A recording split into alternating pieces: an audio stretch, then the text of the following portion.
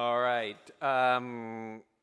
We do have one retiree that we'd like to recognize, and I don't believe is here. Mr. Thomas Jarvie is not here, but I'd like to recognize him anyway. Thomas has served Long Beach City College for 31 years as a grounds maintenance worker, groundskeeper.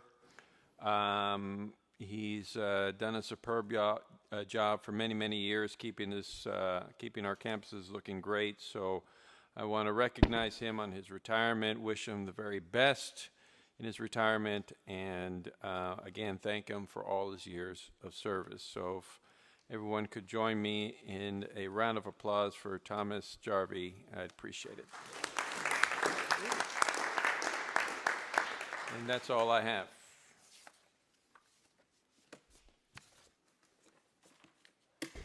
All right, thank you.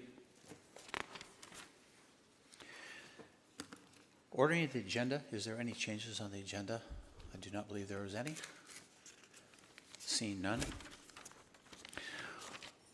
We're then going to go to the public comment on agenda items. And we have one speaker for agenda item only. Speaking on item 1.4, Lynn Shaw. Lynn?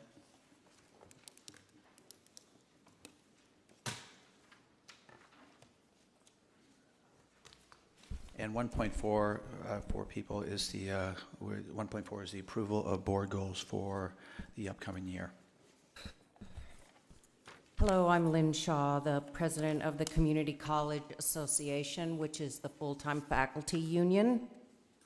Last year was a very tough year for our college. We began with a layoff list of 32 faculty and 19 programs or areas slated for discontinuance. In the end, 11 programs were discontinued and 12 people were laid off, and 19 people retired last year. All the layoffs were from career technical education programs. And I noticed that your board goal number 2 is to support career technical education, workforce development, and economic development agendas. So I ask you, where is the support for career technical education? 2 of the specific items on the goal speak to small business, and one is to organize an economic development summit. So I ask you again, where is the support for career technical education programs?